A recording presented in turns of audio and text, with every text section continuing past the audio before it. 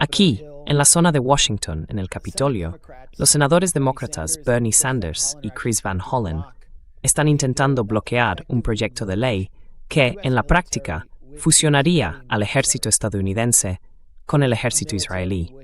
Un ejército que ha sido señalado por la Corte Internacional de Justicia y de forma efectiva también por la Corte Penal Internacional por cometer graves crímenes de guerra y genocidio en la Franja de Gaza. Esta ley permitiría a Israel acceder a los sistemas de armamento de Estados Unidos, así como a la computación cuántica. Y, dicho de la forma más clara posible, establecería un marco para integrar tecnologías desarrolladas en Israel dentro de la fabricación estadounidense y de todo el proceso de adquisición.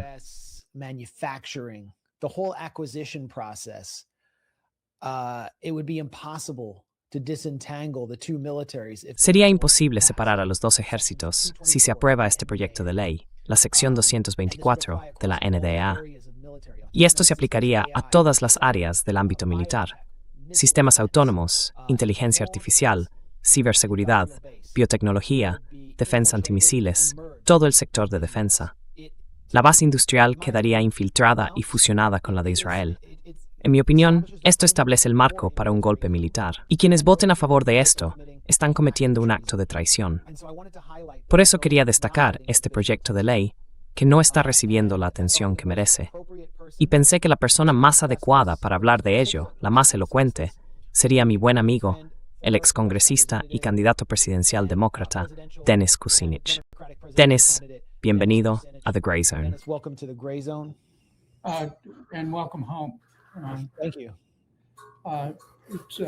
Bienvenido a casa, gracias. Es un placer estar contigo, y has mencionado algunas de las preocupaciones sobre esta fusión prevista. El texto del proyecto de ley, que ahora es la sección 219, porque algunos de los asuntos que estaban en la versión original se han descartado, ahora crea esta integración, que en realidad es una fusión, porque elimina duplicidades.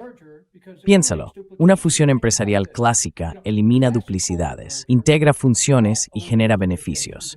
En este caso, es Israel quien se beneficiaría al poder ejercer una influencia directa sobre lo que por desgracia se convertirá en un presupuesto anual de $1,5 billion dentro de la Ley de Autorización de Defensa Nacional de 2027, que está ahora mismo ante el Congreso.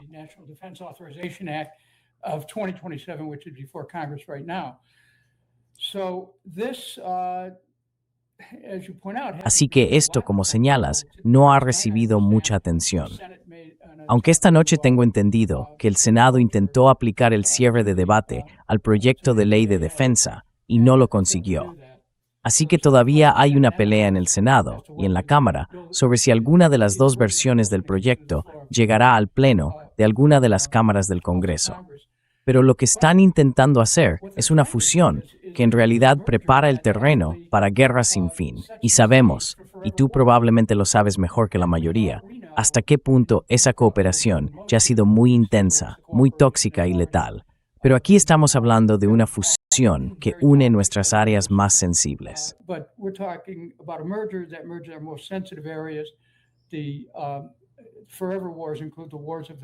Las guerras eternas incluyen también las guerras del futuro, que van a ser mucho más tecnológicas. Si juntas a Israel y a Estados Unidos en guerras cada vez más avanzadas, con el genocidio como uno de los resultados, ya sabes, hay una exposición legal muy seria para los funcionarios estadounidenses, porque lo que tenemos aquí es una implicación directa en un genocidio, una implicación directa en una limpieza étnica y una implicación directa en el robo de tierras. Y, bueno, no ha habido ninguna revisión pública de todo esto. No ha habido debates públicos separados, no ha habido audiencias. Simplemente han sacado esto adelante como una forma de crear esa unión, que, por cierto, fue ideada principalmente por Benjamin Netanyahu.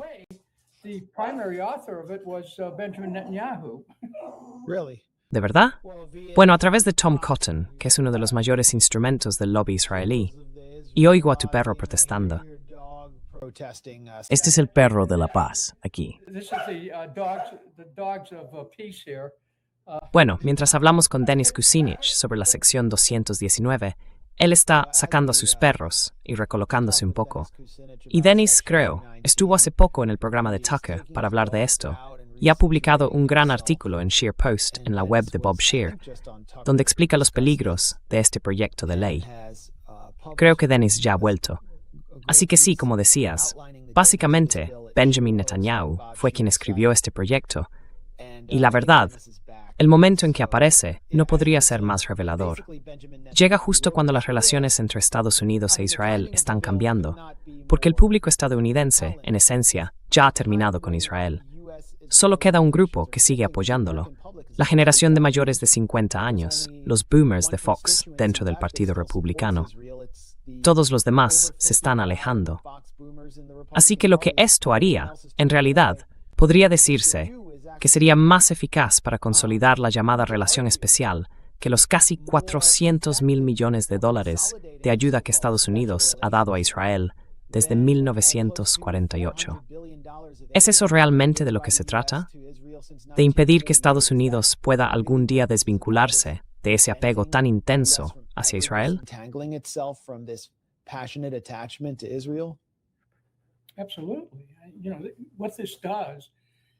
Exactamente.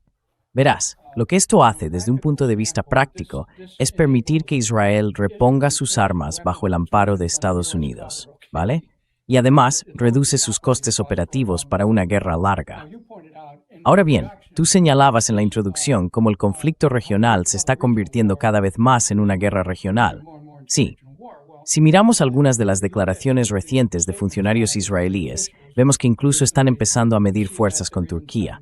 Tienen conflictos por el territorio en Siria y cada uno tiene sus propios planes sobre una parte de esa zona. Incluso, ya sabes, ha habido una paz fría, si se le puede llamar así, entre Israel y Egipto.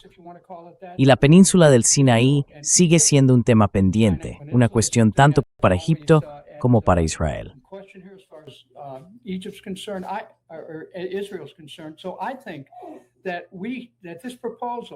Creo que esta propuesta en realidad es un esquema para la escalada. Vamos a tener más guerras. Si esto sale adelante, está garantizado que la guerra en Irán continuará, porque Netanyahu y su grupo lo ven como algo clave para sus elecciones, simplemente para mantenerla viva. Y creo que no solo veremos una continuación de la guerra en Irán, sino también con toda probabilidad una escalada en Líbano, más limpieza étnica, más implicación de los colonos y del ejército israelí. Esto abre la puerta a lo que ya era una pesadilla y provoca un apretón de manos ensangrentadas que será para siempre una mancha sobre Estados Unidos.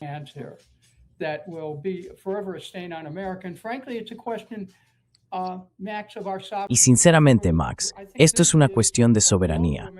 Creo que es un golpe a la soberanía estadounidense. Y hay un último punto que quiero dejar claro. Mira, la gente de la derecha que pueda estar a favor de esto, que no se olvide ni un segundo de que Israel ha transferido nuestra tecnología a China. Entonces, ¿de qué estamos hablando aquí? Olvidemos el USS Liberty, olvidemos lo que pasó en la embajada en Líbano con los soldados que murieron en Israel. Israel tenía información previa, y así sucesivamente. Y este es el socio que quiere. No deberíamos tener socios. Nuestra soberanía pende de tener intereses permanentes, pero no necesariamente amigos permanentes.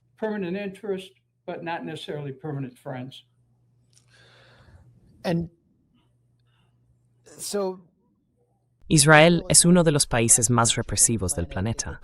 Controla a una población ocupada que constituye la mayoría entre el río y el mar. Está probando sus armas sobre esa población y luego las exporta, presentándolas como probadas en combate. Eso incluye su tecnología de vigilancia. La unidad 8200 de Israel se ha infiltrado profundamente en Silicon Valley, con cientos y cientos de veteranos de esa unidad. Incluso ha llegado a los medios de comunicación estadounidenses, a través de figuras como Barak Ravid en Axios. La infiltración es tan profunda que esto llevaría a la penetración israelí a un nuevo nivel. Y la pregunta es, bajo una administración como la de Trump, que está persiguiendo a la izquierda y a sus enemigos políticos de una forma sin precedentes, ¿permitiría esto al gobierno de Estados Unidos usar esa tecnología israelí de vigilancia, esa tecnología de muerte, contra enemigos políticos dentro del propio país? against domestic political perceived enemies. I think it opens up the door for that because we're not just integrating. Creo que eso abre la puerta a esa posibilidad, porque no solo estamos integrando capacidades ofensivas, también estamos importando valores. Si miras el hecho de que algunas autoridades de ICE fueron entrenadas por las Fuerzas de Defensa de Israel y que incluso ha habido formación de policías locales, agentes que han ido a Israel a recibir entrenamiento, y si empezamos a combinar esas tecnologías, pongamos un ejemplo, los drones, ¿vale? Los drones podrían empezar a usarse en la vigilancia dentro del país, drones armados. Ya vemos cómo ICE se está convirtiendo en una fuerza letal en las calles estadounidenses. Y si avanzamos hacia una policía basada en drones, teniendo en cuenta que los drones son omnipresentes en Gaza y en Cisjordania, y que empiezan a hacerlo también en Líbano, ¿quién puede asegurar que si esos son nuestros socios, eso no vaya a pasar aquí? Who says that's if these are our partners, that won't happen here? We lose control over some basic principles. Aquí estamos perdiendo el control sobre algunos principios básicos. Y los derechos y principios constitucionales, Max, no son solo, ya sabes, los artículos individuales que todos conocemos. Hay cuestiones concretas sobre el papel del comandante en jefe y su capacidad para tener jurisdicción sobre las Fuerzas Armadas en tiempos de guerra. Pero los miembros de las Fuerzas Armadas juran defender la Constitución de los Estados Unidos. Israel ni siquiera tiene una constitución, solo leyes básicas. No van a defender los intereses de los Estados Unidos de América. Esto es, en realidad, un intento de introducir de forma encubierta intereses que acabarían sustituyendo el modo de vida estadounidense. Quiero decir, tenemos nuestros propios problemas aquí, sin duda. Y no me gustan nuestras políticas en Oriente Medio. He pasado toda mi carrera en el Congreso cuestionándolas casi a diario.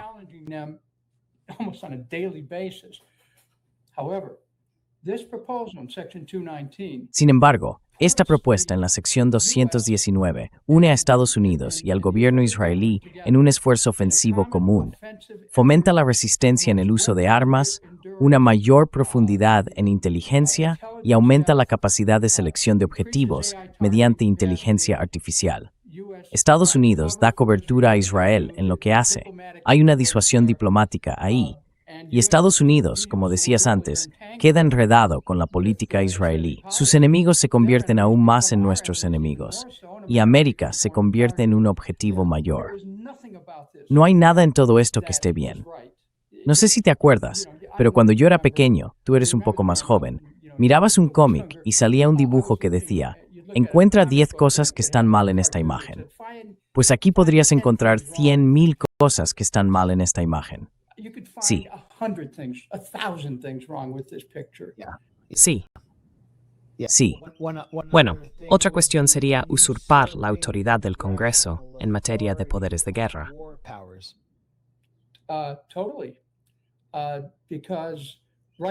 Totalmente. Porque ahora mismo el Congreso, al centrarse en los poderes de guerra, solo con la ley de poderes de guerra, no ha tenido éxito, seamos sinceros. Si quieres detener una guerra, corta la financiación, punto. Esa es la forma de parar las guerras. El Tribunal Supremo, en algunas de sus sentencias, básicamente lo entiende así. He demandado a 3 presidentes distintos por cuestiones relacionadas con los poderes de guerra. Y en resumen, hay que cortar los fondos. Si Israel está dentro del gobierno y se convierte ahora en socio del Departamento de Guerra de Estados Unidos, no veremos nunca el fin de la guerra. Y el Congreso ni siquiera tendrá capacidad para recuperar el control de las políticas, porque una vez que esto se apruebe, la idea de supervisión quedará obsoleta. Todo en esto es opaco. DARPA, opaco. La guerra cibernética, opaca. La inteligencia, opaca. El desarrollo estratégico, opaco. Así que esto es más que nada una trampa estratégica.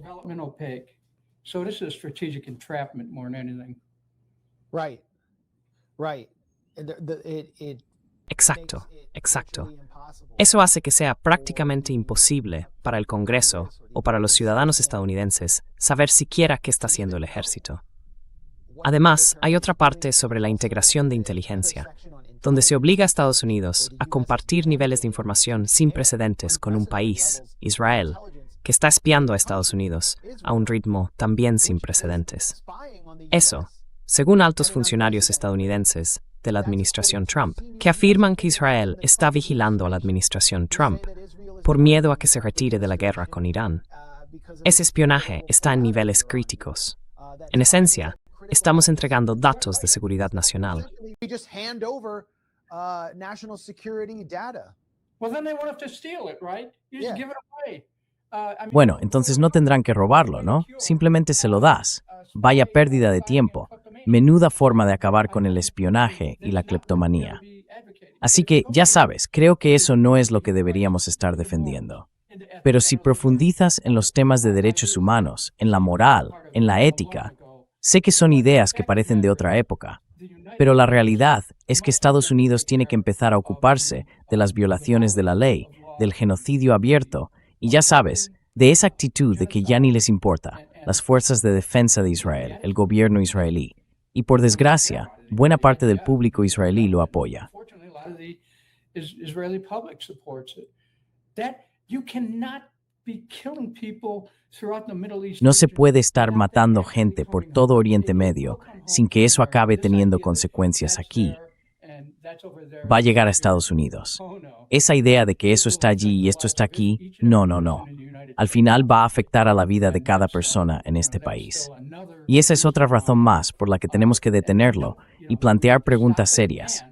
¿Cómo ha llegado esto tan lejos sin un debate público abierto? Lo meten en una ley, lo esconden dentro de una ley y de repente todo está bien y no pasa nada. Netanyahu estuvo el otro día en Meet the Press elogiando las virtudes de esa ley y diciendo que va a ser estupenda para Israel y para Estados Unidos. How it's just going to be great for Israel and great for the United States. Wow.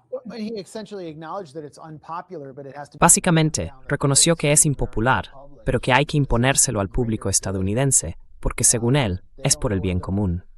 No saben lo que se están perdiendo al integrarse con un ejército genocida que vive en un estado de guerra permanente, que libra una guerra en 8 frentes, y cuyo octavo frente, según las propias palabras de Netanyahu, es Estados Unidos. Tenemos que ser adoctrinados, o criminalizados y censurados, hasta someternos. Entonces, ¿en qué punto está el proyecto de ley, con Sanders y Rand Paul trabajando para lograr el cierre del debate? but Sanders and Van Hollen working towards closure.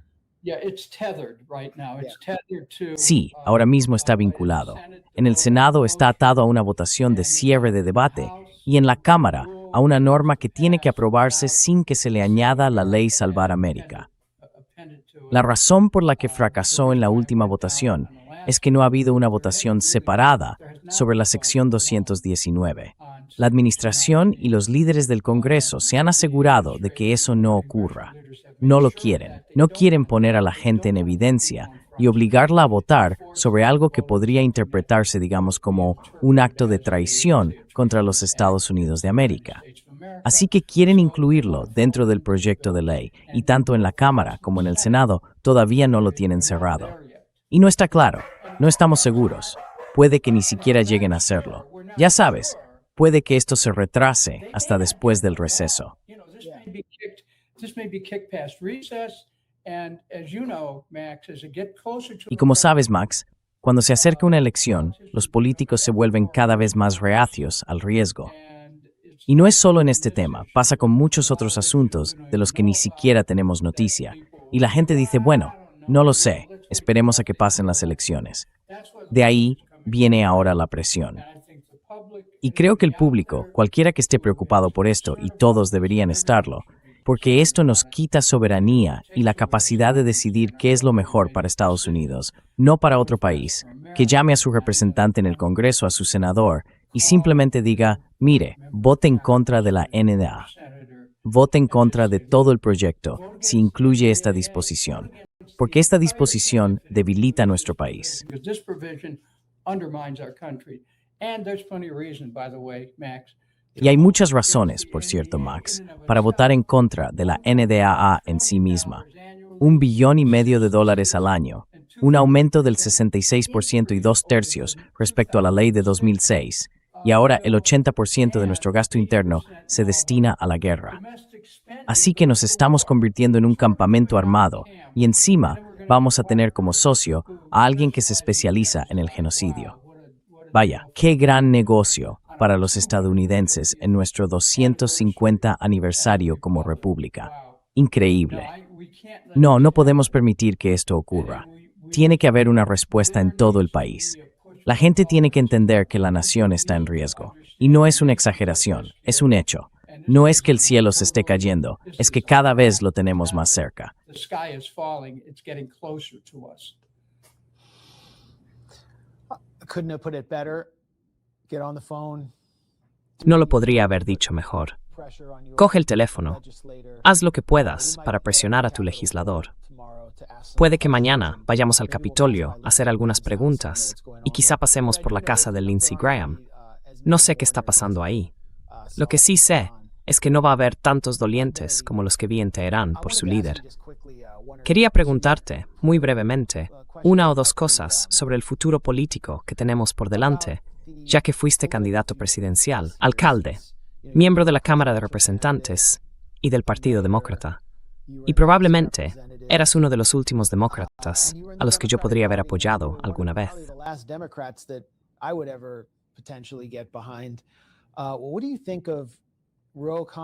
¿Qué opinas de Ro Khanna, incluso de Rahm Emanuel, que perdió parte de un dedo en un accidente de cocina en Israel mientras hacía voluntariado con el ejército israelí, adoptando una postura mucho más dura hacia Israel y promoviendo una especie de reorientación de la relación entre Estados Unidos e Israel?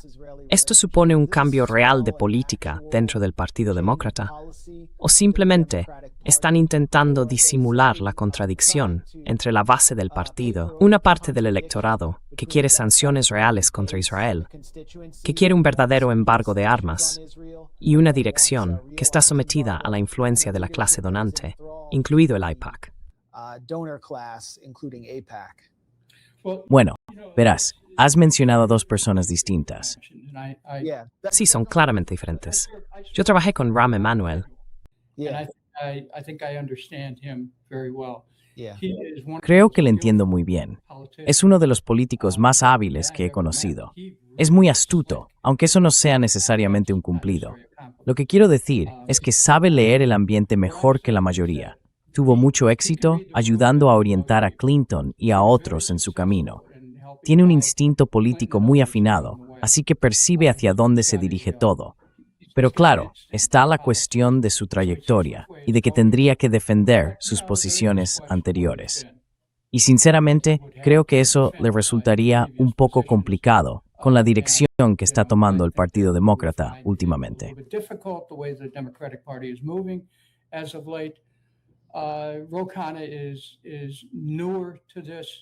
Ro Khanna es relativamente nuevo en esto, y ahora mismo está siendo cuestionado desde la izquierda con la pregunta de si todo esto no es simplemente una forma de sionismo liberal.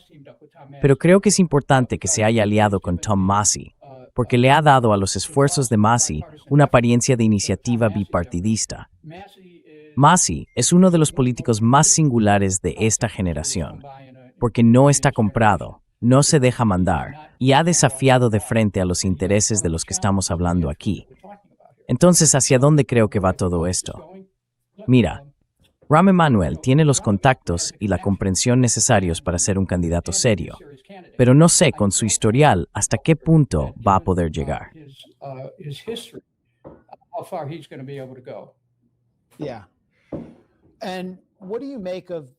Sí, ¿y qué opinas de los planes para esto? Bueno, ni siquiera sé si puedo llamarlo planes, pero de las conversaciones de Tucker Carlson y otros sobre un posible tercer partido, que uniría a partes de las bases republicanas y demócratas, que están hartas de ser manipuladas por Israel y de la fusión del ejército estadounidense con Israel, y que se oponen a la enorme expansión de los centros de datos. Hay muchos otros puntos de vista que van más allá de las líneas partidistas y que podrían defenderse dentro de un tercer partido. Existe la posibilidad de reunir a figuras como Tom Massie y Marjorie Taylor Greene, e incluso Ro Khanna ha mostrado cierta simpatía hacia esta idea de impulsarlo. ¿Participarías en alguna iniciativa así en las elecciones de 2024?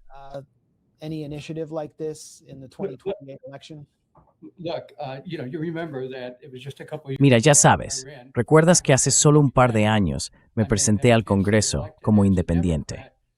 Podría haber tenido alguna posibilidad de salir elegido como demócrata, pero creo que este sistema bipartidista necesita ser cuestionado, porque se ha convertido en un duopolio, con grupos de interés comprando a los dos partidos y sin que haya realmente mucha diferencia entre ellos. Así que pienso que Tucker Carlson ha encendido una conversación nacional que hacía mucho que tenía que producirse y que lo ha hecho con integridad. A veces es la pregunta la que salva al país. A veces la gente simplemente se pregunta, ¿por qué estamos haciendo esto? Y eso empieza a generar el debate. Y él ha estado construyendo ese debate. Entonces, ¿habrá otro partido político?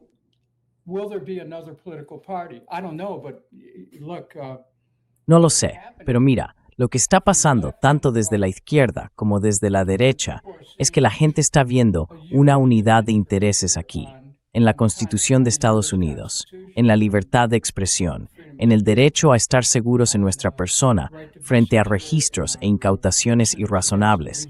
Tú sabes un poco de eso últimamente. En la igualdad ante la ley.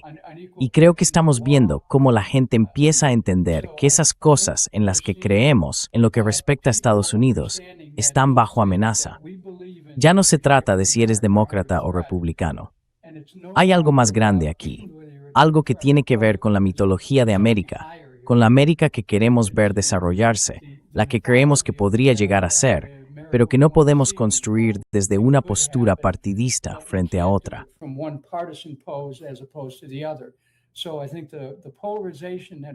Creo que la polarización que ha marcado nuestra política durante la última década, o incluso más, está empezando a dar paso a una especie de unión de ciertos intereses que cruzan las líneas de partido. Eso podría desembocar en un movimiento independiente, no necesariamente en un nuevo partido. Podría ser un movimiento independiente cuyos referentes sean algunos de los nombres que has mencionado. Así que yo diría que conviene estar atentos a eso, porque podríamos ver no solo desafíos importantes dentro de los partidos, sino que, si esos desafíos no logran desplazar a los intereses ya consolidados, podríamos ver un ir y venir de fuerzas políticas. Y el año 2028 podría convertirse en uno de los años electorales más volátiles desde 1968. Pero, en lo que respecta a la política de partidos, las maquinarias políticas podrían ser más vulnerables de lo que eran cuando Ross Perot irrumpió en la escena y convirtió la economía del comercio en su gran tema.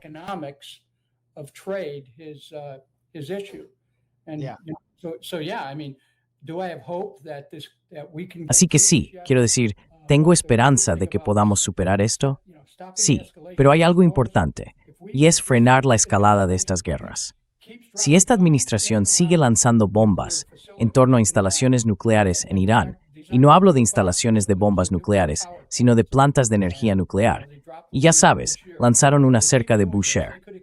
Si siguen haciendo eso, podrían provocar algo que se descontrole muy rápido. No tenemos garantizada nuestra seguridad aquí en este país si seguimos participando en la propagación de muerte y destrucción por todo Oriente Medio y la región en general.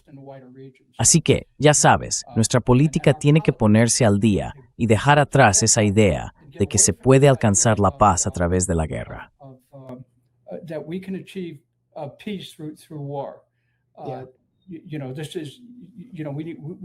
Mira, necesitamos una política basada en la fuerza a través de la paz y dejar atrás eso de la paz a través de la fuerza. Tenemos que entender que Estados Unidos ya no puede seguir fingiendo que es el campeón y el rey de un mundo unipolar. La multipolaridad del mundo se ha desarrollado con mucha fuerza, sobre todo en el ámbito económico. Nuestra situación económica ahora mismo es muy frágil. Nuestros bonos están perdiendo elasticidad. La gente está deshaciéndose de la moneda estadounidense y el yuan empieza a convertirse en la base del comercio energético. Oye, deberíamos preocuparnos por eso, porque todo nuestro modo de vida se sostiene sobre la expansión de la economía y podría venirse abajo si seguimos empeñados en estas guerras.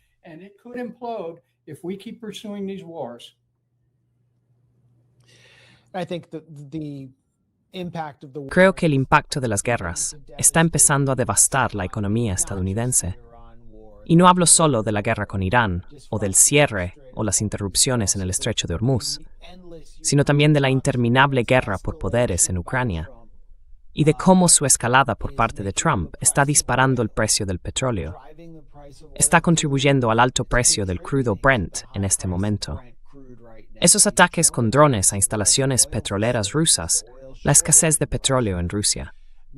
El público estadounidense no está siendo informado de que estas guerras neoconservadoras les están afectando directamente en la gasolinera y en sus preocupaciones más básicas del día a día. Y creo que ahí podría estar el papel de un movimiento independiente o de un tercer partido transversal.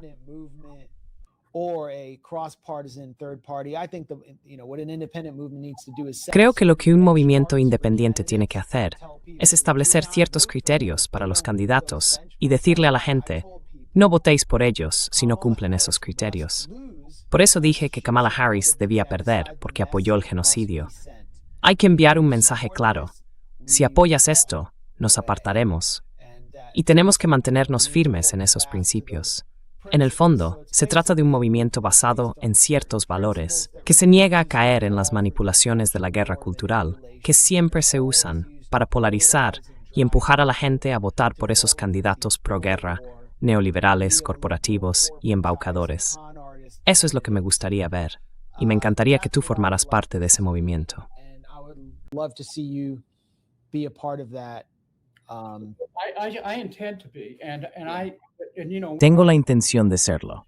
Y de donde yo vengo, se trata de cuestionar toda esta idea de que la guerra es necesaria. La guerra no es inevitable. La paz sí lo es.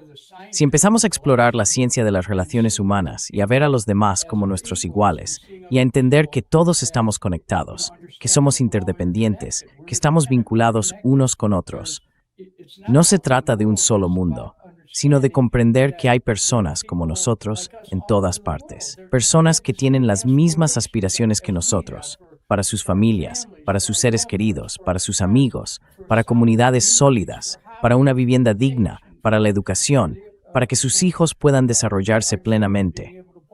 Y cuando ves a esos niños y a esas familias siendo devastados, asesinados en masa en Cisjordania, en Gaza, en el sur del Líbano y más allá, en Yemen, and in South Lebanon and beyond, in Yemen, what are we about? I mean, we have ¿de qué va todo esto?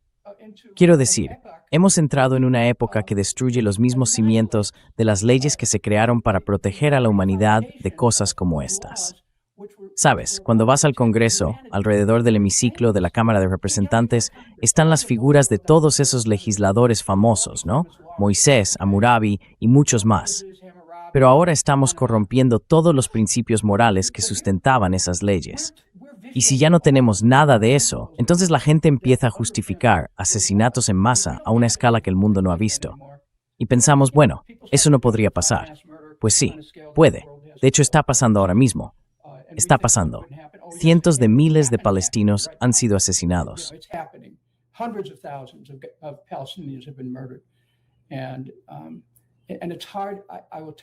Y es duro, te lo digo. No sé cómo será para ti, puedo imaginarlo. Pero en mi caso, cada mañana al despertarme, no pasa un solo día sin que piense que en ese mismo momento alguien está siendo asesinado en otro país con recursos que provienen de los Estados Unidos de América. América tiene que cambiar su papel en el mundo. Y debemos intentar convertirnos en una influencia benigna, no volver a serlo, sino llegar a serlo de verdad. Y ahora mismo no lo somos. Y cosas como este intento de fusión entre los ejércitos de Israel y de Estados Unidos serían, francamente, el clavo en el ataúd de nuestra libertad y de nuestra soberanía. Y nos llevarían por un camino que parece una nueva versión de la película Minority Report o algo parecido.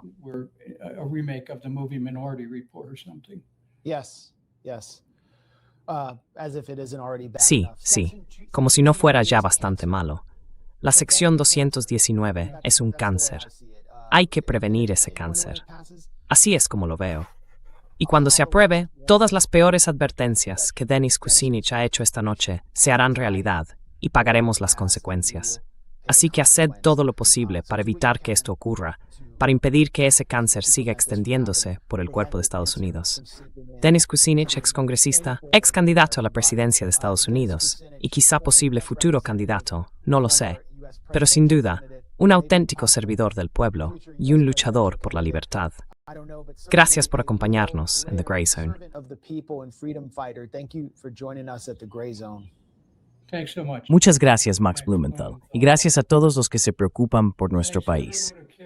Gracias. Thank you.